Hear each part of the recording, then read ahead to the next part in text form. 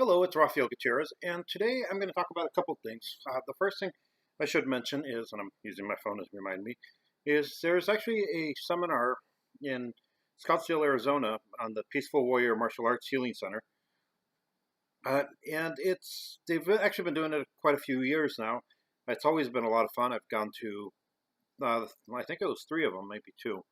But it's going to be on February 17th to the 19th. 2018, so next year, technically, a couple months.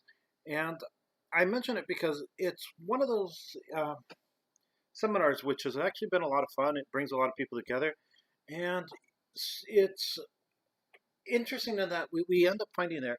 When I've gone is it seems to be more of a look. Let's see the similarities rather than the differences. And a lot of times by doing this, you actually, even sometimes when something's just slightly different than how you do it, you get something new out of it. If you're going to be in Arizona, or if not, if you like to travel, I hope I can meet some of you there. And like I said, it's always a lot of fun. You have some great martial artists teaching different things. Enfield Sensei from Goju-Ryu has been there a few times.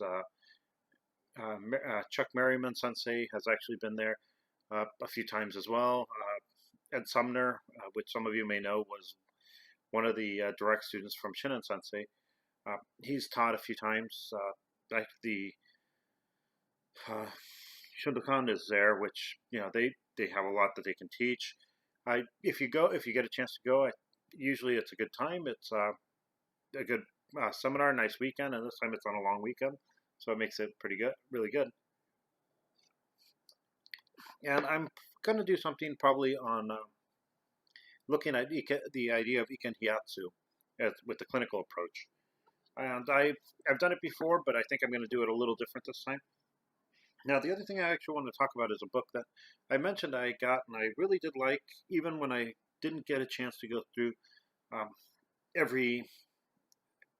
it as well as I would like. And this is Research of Martial Arts by Bluestein. And it actually was a lot. Well, I really enjoyed it. I'm going to actually mention that right off. It was a little different than I thought. I was in many ways expecting a lot of the biology aspect, mostly because that's what I fall prey to. But I was actually pleasantly surprised with a lot of different things. I should mention it did do exactly what it did tell you. It did tell you. It did research a lot of the martial arts, and one of the nice things is, well, it seems, I will say seems because I haven't met Mr. Bluestein directly. It seems he's more of an internal martial artist.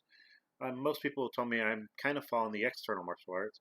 It seems like one of the things that he did touch on a lot was the whole idea that we actually use these separations, but at the end of the day, the internists tend to do stuff which external people do. The external do stuff that internal do. The other thing is there's a big difference in the range of internal martial artists and external martial artists. For instance, like I said, a lot of people tell me I'm more of an external, but I tend to want everything to be done with the Western science. And that sometimes falls more on the internal rather than the external, because the idea being, well, external, a lot of the external tend to go more to the sport aspect. Well, if you're actually looking at clinical anatomy and damage, the sport aspect doesn't really fall too well. And so you do have this range of people. And like I said, I actually thought it was really good the way he actually did write it. The voice in it was actually really good because you don't feel like you're reading a textbook. It actually reads pretty quick. He does have a lot of great pictures. So, for instance, he has one here with the circulatory system. There's a lot of great information in here. One of the things he did, which a lot of us tend to do, is we tended to look at the people who have taught us as well and use them as references, which I think is great. Now, there is actually one part which for me I really love, and it's the power of whole body in general movements and strikes.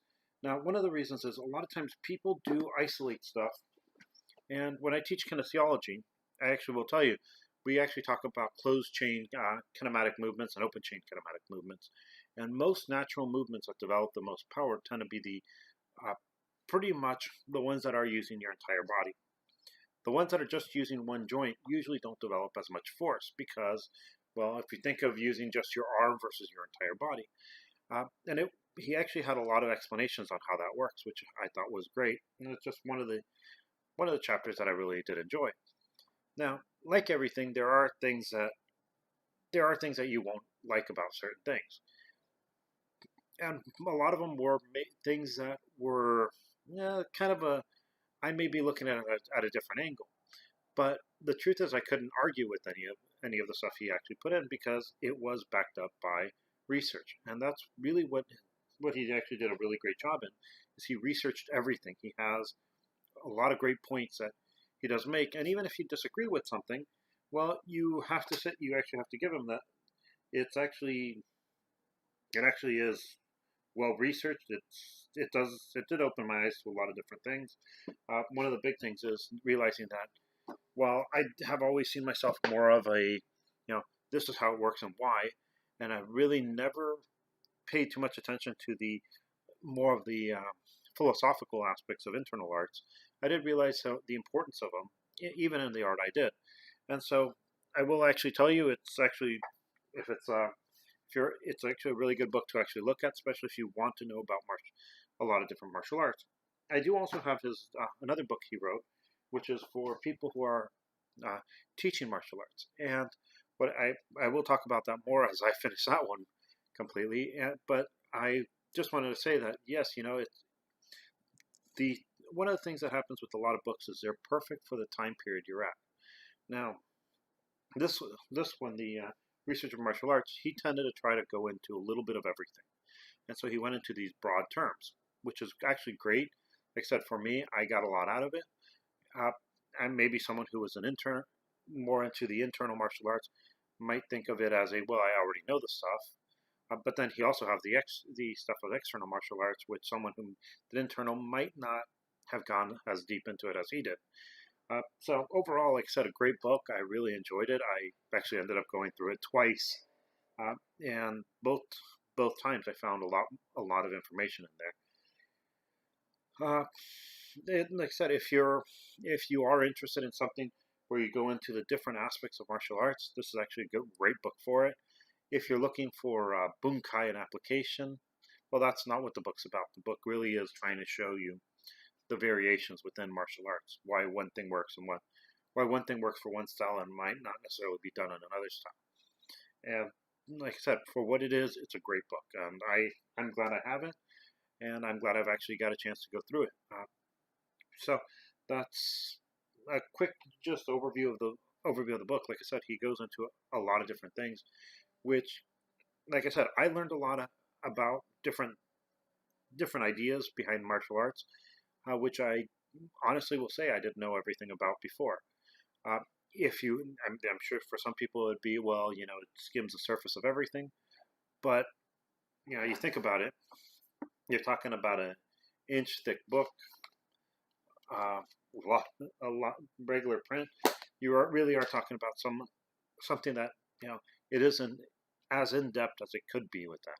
I'm sure he could probably go and do 5 or 6 volumes of it if he wanted to, but the purpose of the book is to show us the research that was done in martial arts. He actually, like I said, cites everything, and so it really is something that's worthwhile. Now that I say that, I do want to talk a little bit about what I'm probably going to be talking about in the seminar, and that's the idea of the Iken Hyatsu. Now, a lot of people, when they hear Iken Hyatsu, they go dim-mak, and now I finally, I will say with Mr. Bluestein's book, I actually can say, okay, well, dim-mak, a lot of people misuse the term. There is actually something to it.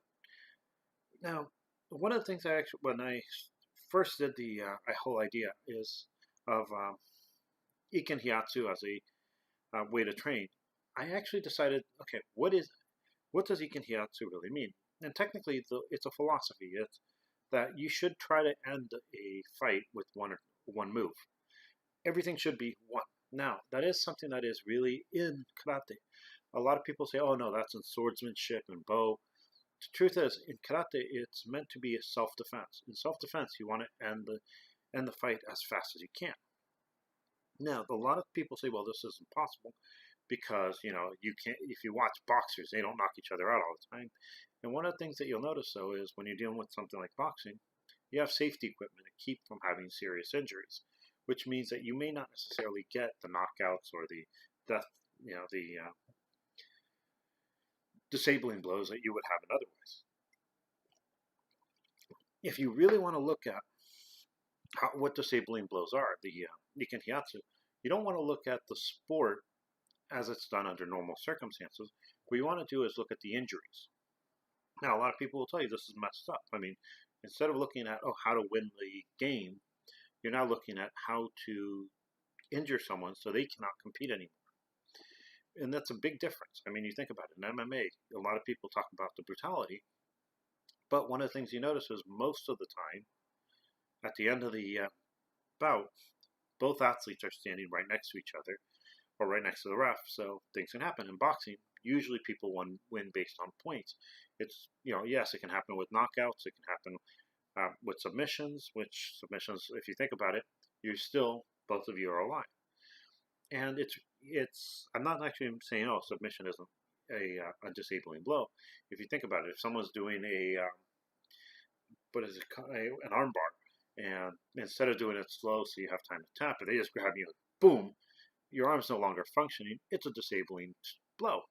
So you do have disabling strikes and different things. But to do it right, you can't look at the sport, you have to look at the injuries.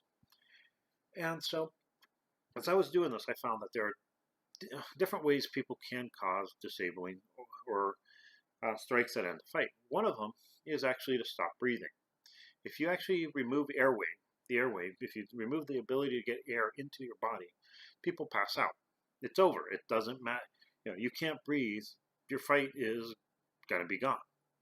The other one that I found is blood. Now, this one, a lot of times people think of bleeding, just the bleeding outside, but internal too. If you're losing blood internally, your mind can't function as well, and it will shut off. The problem with both of these is these can end up leading to something that is, either sending someone to a hospital or morgue, which both of them are probably something that we don't necessarily want to get to. So we have the airway, the air, the blood, and then we also have something else, the brain. If you can shut off the cranial area, if you can shut off the brain, the person's not going to fight. Now, this is your knockouts. This is anything that shuts that off. Now, if you notice, all three of these kind of work together. Now, these three can also be lethal, and you have other stuff that wouldn't be. For instance, if someone's knee gets broken, obviously it's not going to be something that they can stand up with. And so, yes, they might be able to do some groundwork, but even there, from what I've seen, a lot of judo and jiu-jitsu tend to use legs to be able to work some of the techniques. And so knees, if someone breaks an arm, you actually are limiting the amount of stuff they can do. And so there is that other aspect of just breaking the structure. So I guess you could say air, blood, cranium, and structure. So you got your ABCs of what would entail a lethal strike. Now, as I was thinking about this, I also was thinking of where are the areas that can cause any of these things to happen. Pretty much a destabilization of either air intake, blood circulation, or cranial shutdown. And I ended up looking at one of the Bubishi maps. I've actually done that a lot. And what I found is a lot of these points ended up being almost identical to places that if the body was hit, it would injure one of these areas. Now, a lot of people don't necessarily research it as well as they should. And in part, I think it's because there's not that many books that really do help you research it. A lot of times people who understand the Bubishi tend not to talk about what it's actually happening. Other people know what happens, but they can't explain why. And so that's one of the big things. Now in the seminar, I will talk a little bit about that, and I probably will talk about kata as a way to determine where to hit. Now, a lot of times there are hits that people think are good, but in reality, they're only good if you're wearing a glove. If you hit someone like that without a glove, you can end up having a lot of problems. And so, I will, I as I go on, I have actually done a lot of Mubishi, but I did want to talk about the how to actually look at Iken Hiatsu when you're doing karate. One of them is take an anatomy book, and as I am going to be doing the seminar, I am going to update one of my anatomy textbook lab manuals. It's actually a workbook that you can actually try to learn anatomy from, which will actually help me explain to people what the why certain points are actually more damaging than others. Well, I hope you enjoyed this video, and if you want to support me, you can send me stuff, or you can actually pick up one of my books. Serious and the Rarest Things is, like I always mention, it's a adventure through Okinawa. Off the Rails, it's actually a train trip from San Diego, where I lived, all the way up to Oakland, where I did get a chance to stop and meet a lot of great martial artists and a lot of different styles. Hope you enjoyed this, and hope you have a nice day.